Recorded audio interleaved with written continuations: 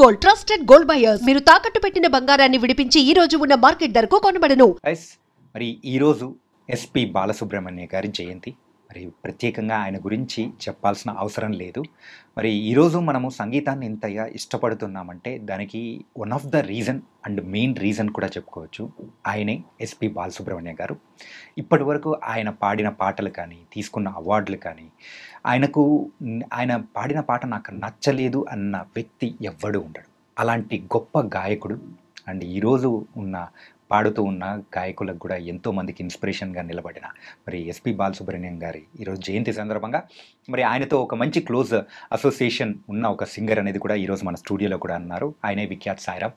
మరి ఎన్నో పాటలు అండ్ దాంతోపాటు కూడా ఆయనతో ఎన్నో ప్రశంసలు అనేది కూడా తీసుకొని మరి ముందుకెళ్తూ ఆయన వెళ్ళిపోయిన తర్వాత కూడా ఎంతగానో బాధపడిన సందర్భం అనేది కూడా ఉంది. ఇలా బోల్డెన్ విషయాలు అనేది కూడా ఆయన మాటలతో, ప్రత్యేకంగా ఆయన పాటలతో పాడుకుంటూ మనం ముందుకెళ్దాం.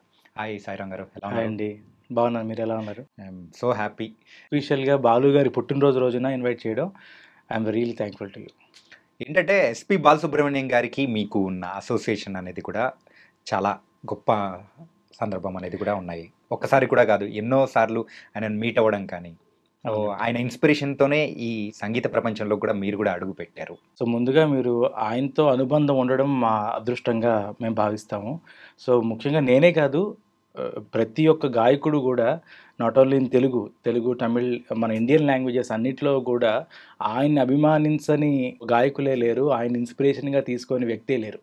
సో ఏ లాంగ్వేజ్ చూసినా ఆ లాంగ్వేజ్లో ఆయన అదే ఆయన మాతృభాష అనే విధంగా ఆయన ఆ మాతృభాషే కాదు, ఆ ప్రజలు కూడా తమిళియన్స్, కన్నడిగాస్ ఎవరైనా కూడా మా వ్యక్తి, మా ఇంట్లో మనిషిలాగా చూసుకునే, అంటే అది అలాంటి జీవితం రేర్గా వస్తుందండి. అది అందరికీ రాదు. ఎందుకంటే ప్రతి వాళ్ళు మన మనిషి అని అనుకుని ఆయన్ని అంత గుండెల్లో పెట్టుకుని చూసే అలాంటి వ్యక్తిత్వం, అంటే అన్ని రకాలు చిన్నపిల్లల్ని ఆయన పాటలతో అట్రాక్ట్ చేస్తారు. అది పెద్దవాళ్ళు, అటు అన్ని ఏజ్ గ్రూప్స్ ఆయనకి ఫ్యాన్స్ అవన్నీ లేని వాళ్ళు లేరనమాట. అందరూ ఆయన ఫ్యాన్సే. పాటే కాదు, ఆయన నుంచి చాలా నేర్చుకోవచ్చు. ఎలా బిహేవ్ చేయాలి, ఎంత సరదాగా ఉంటారు స్టేజ్ మీద, మీరు చూస్తూ ఉంటారు. అంటే ఆయన పాడక్కర్లేదు, స్టేజ్ మీద నించుని ఆయన మాట్లాడుతున్నా కానీ ఎంటర్టైన్ అయిపోతాం. అలా చూస్తూ నవ్వుతాం, సరదాగా మాట్లాడతారు ఆయన. అటు పాడుతుంది కానీ చాలా స్టేజ్ షోస్లో కానీ. So he's the one and only. అలాంటి వాళ్ళు ఎవరు రారు, పుట్టబోరు. పాటలతోనే కాకుండా ఆయన యాక్టింగ్తో కూడా మెప్పించి మనందరి మనస్సులు కూడా గెలుచుకున్న వ్యక్తి ఈరోజు మన మధ్య లేకపోవడం అనేది కూడా చాలా వరకు బాధ అనిపిస్తుంటుంది. సంగీత ప్రపంచానికి ఆయన లేని లోటు ఇప్పటికీ స్పష్టంగా అర్థమవుతుంది. నిజమండి. సో ఆయన చాలా భగవంతుడు, ఆయన పాడుతూ ఆయన చాలా ఫామ్లో ఉన్నప్పుడే, చాలా బిజీగా షోస్ చేస్తూ రికార్డింగ్స్ ఇంకా పాడుతున్న టైంలోనే ఆయన్ని అలా అర్ధాంతరంగా ఆయన్ని సడన్గా మాయం చేసేసినట్లు చేసేసేయడం అనేది చాలా, అది ఒక షాక్లో ఇప్పటికీ ఇంకా షాక్గానే ఉంది. ఆయన పాటలు ఎప్పుడైనా పాటలు వింటున్నప్పుడు ఐ ఆఫెన్ వాచ్ హిస్, ఎందుకంటే ఆయన వన్ ఆఫ్ మై బిగ్గెస్ట్ ఆయన ఇన్స్పిరేషన్ నాకు. కాబట్టి ఆయన వింటున్నా కానీ ఇది ఇంకా నిజమా అన్నట్టు అనిపిస్తుంటుంది. ఆయన లేరా ఇంకా, ఇది అనే ఇంకా నమ్మడానికి అనిపిస్తూ ఉంటుంది. But we have to accept the reality. But ఆయన లాంటి గాయకుడు నిజంగా అది మన అదృష్టం. ఆయన ఉన్న టైంలో మనం కూడా ఉండి ఆయనతో పాటు ఆయన పాటలు లైవ్లో వినే అవకాశం ఇచ్చినందుకు భగవంతుడికి నేను ఎప్పుడూ అనుకుంటాను రియలీ బ్లెస్డ్ అని. ఈరోజు కంప్లీట్గా ఇంటర్వ్యూ అని కాకుండా మరి ఆయన గురించి, ఆయన పాటలతో అనేది కూడా కంటిన్యూ అనేది కూడా చేద్దాం. సో మొదటగా ఒక పాటతో మొదలు పెట్టండి, బాలుగారు పాడిన పాటలు. బాలుగారి పాటల్లో నేను ఆల్మోస్ట్ ఇప్పుడు కొన్ని వేల కచేరీలు చేశానండి. ఎన్ని కచేరీలు చేసినా కానీ ఆయన పాటలు లేకుండా ఏ సింగరు నాకు తెలిసి కచేరీ కంప్లీట్ అవ్వదు. సో నేను ఎక్కువగా ఆయన పాటల్లో పాడిన వాటిల్లో బిగ్ లిస్ట్ ఉంది. కానీ ఆయనకి నేషనల్ అవార్డు తెచ్చిన సాంగ్ నాకు కూడా చాలా ఇష్టమైన సాంగ్. ఓంకారనాదానుసంధానమౌ గానమే శంకరాభరణము,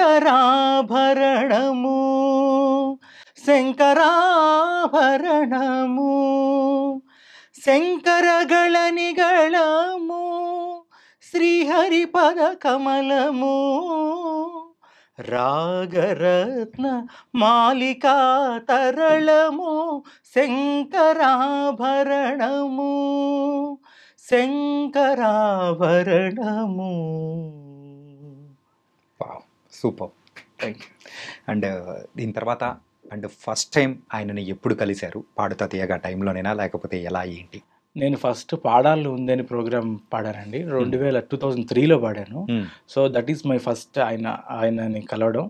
సో, ఆ ప్రోగ్రామ్‌లో ఏంటంటే 'పాడాళ్ళు ఉందులో' ఆయన పక్కన నిలబడి మనకి కరెక్ట్‌గా పాటకి డైరెక్షన్ ఇస్తూ ఉండేవాళ్ళు. సో, అది ఆయన పక్కనే నిలబడి ఆయన చాలా సరదాగా పిల్లలతో పిల్లల్లా కలిసిపోతారు కదా ఆయన. యాహ్! కాబట్టి చక్కెరగిల్లి పెట్టడం అలా సరదాగా థింగ్స్ అన్ని చేసేవాళ్ళు. ఐ యూజ్డ్ టు అంటే ఆయన ఒక పెద్ద గాయకుడు అని ఆ ఏజ్‌లో నాకు తెలీదు. అంటే ఆయన మంచి గాయకుడన్న విషయం తెలుసు కానివ్వండి, ఆయన ఎక్కడ గూడా ఆయన అంత గొప్ప ఇది అని అసలు కలిసిపోయి పిల్లల్లా కలిసిపోయేవాళ్ళు. మేము గూడా బాలు సార్ అంటే ఒక రకమైన ఒక సొంత ఫాదర్ లాగా ఫీలింగే తప్ప ఆయన అలాంటి బాండింగ్ అనేది పిల్లలతో గానీ అలా ఉంచుకునేవాళ్ళు. So, that is a memory to me. First time 2003లో కలిసాను. 15 ఎపిసోడ్స్ ఆయనతో కలిసి ట్రావెల్ చేసే అదృష్టం కలిగింది. సో, ప్రతి దానికి గూడా చాలా ఎంకరేజ్ చేసేవాళ్ళు. లిరిక్స్ రాసుకున్నప్పుడు తెలుగులో రాసుకునేవాడిని. ముత్యాల్లాగా రాసాడని చెప్పి చూపించడము. నేనంటే అప్పట్లో ఫీమేల్ అయితే వేరే కలర్ పెన్, మేల్ పార్ట్ అంది వేరే కలర్ పెన్ అలా రాసుకునేవాళ్ళం గదా! సో, అది చూసి ఆయన చాలా ముచ్చటపడేవాళ్ళు. These are great memories to me. First time అప్పుడు కలిసాను. తర్వాత బాలు గారితో ఒకటి బెంగుళూరులో ఒక షో చేశాను. సో, తర్వాత ఎప్పుడైనా స్వరాభిషేకం గానివ్వండి, నేను చాలా సార్లు పాడుతా తీయగా షూటింగ్ జరుగుతున్నప్పుడు కూడా ఆయన్ని 2, 3 సార్లు వెళ్లి కలవడం జరిగింది. ఎప్పుడు కలిసినా గానీ he used to receive and also గుర్తుపట్టి ఎందుకంటే ఆయన కొన్ని లక్షల మందిని, ఎంతో మందిని ఆయన ముందు నుంచి వచ్చినవాడు సింగర్స్. ఆయన రియాలిటీ షో ద్వారానే కొన్ని లక్షల మంది, వేల మంది బయటకొచ్చారు సింగర్స్‌గా. మనల్ని గుర్తుపెట్టుకుని ఆయన మాట్లాడి చాలా మంచి పాజిటివ్‌గా చాలా సజెషన్స్ ఇచ్చేవాళ్ళు నాకు. నాకు ఒక సజెషన్ చెప్పాలి అంటే ఖచ్చితంగా జాబ్‌ని పెట్టుకుని జాబ్ చేస్తూనే ప్యారలల్‌గా నువ్వు మ్యూజిక్ పర్స్యూ చేయాలి. మ్యూజిక్ పాడుతూ ఉండు. సో, అంటే ఇప్పుడున్న పరిస్థితికి ఎలా ఉండాలి? రియలిస్టిక్‌గా ఇప్పుడున్న పరిస్థితి ఎలా ఉంది? దానికి మనం ఎలా ఉండాలి అని గూడా జాగ్రత్తలు గూడా చెప్పేవాళ్ళండి. Not only for me. నేను ఒక్కడినే కాదు. నాతో పాటు ఉన్న చాలా సింగర్స్‌కి ఆయన మంచి మంచి అడ్వైజులు ఇచ్చేవాళ్ళు. So, such a fatherly personality he is. తర్వాత అయితే ఆయన ఎన్నో ప్రయోగాలనేది కూడా చేశారు సాంగ్స్ విషయంలో అయితే. సో, మరి ఆ ప్రయోగాల్లో మీకు బాగా నచ్చిన సాంగ్ కానీ, అరే ఇలా కూడా పాడతారా బాలుగారు అని అనిపించిన సాంగ్ ఏంటి? ఆయన ప్రయోగాలు చేయని పాట లేదండి. ఎందుకంటే అది కామెడీ అయినా, ఇటు సాడ్ అయినా, హ్యాపీనెస్, ఒక ఫోక్ నెంబరు, ఒక ఉద్రేకమైన రౌద్రమైన నెంబర్ పాడాలన్నా ఇంకా వేరే చిరునామా బాలు గారే. కాబట్టి ఒక పాట, 2 పాటలని కాదు, చాలా సాంగ్స్ ఉన్నాయి.